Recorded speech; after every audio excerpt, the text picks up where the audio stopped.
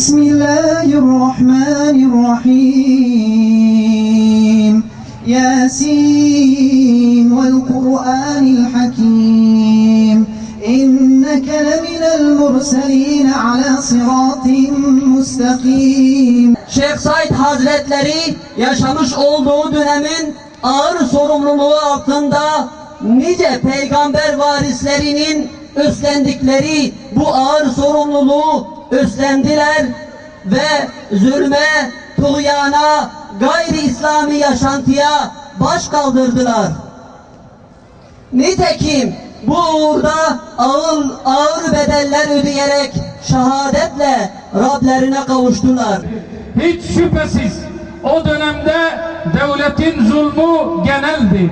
Zira adaletin hakim olmadığı bir rejimde zulüm belli bir kesim veya kavim ile sınırlı değildir. Bilindiği üzere Cumhuriyet'in kuruluş yıllarında devrim adı altında batılılaşma çabaları rejim tarafından Türkiye'nin dört bir tarafında baskı ve şiddetle gerçekleşmiştir. Ancak hiç şüphesiz bu baskı ve şiddetin en fazla görüldüğü yer Kürdistan olmuştur.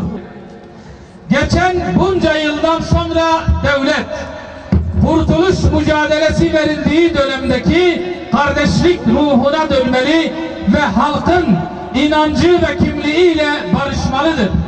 Kardeşlik için İslam'ı referans almalıdır. İstiklal mahkemeleri tutanakları, Türkiye Büyük Millet Meclisi arşivi, Genelkurmay arşivi bir an önce açılmalıdır. O dönemdeki katliamlarla ilgili maddi gerçekler tüm yönleriyle ortaya çıkartılmalıdır. Tekbir!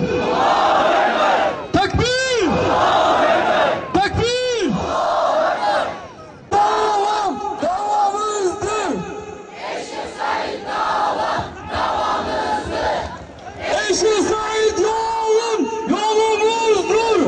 Eşi Said yolumuzdur. Eşi Said yolumuzdur. Jibervi, Jiwari Şeyh Said, Jibajari Diyarbakır, Medesti Gulber dergâh-ı tefekkiriye ya Rabbi.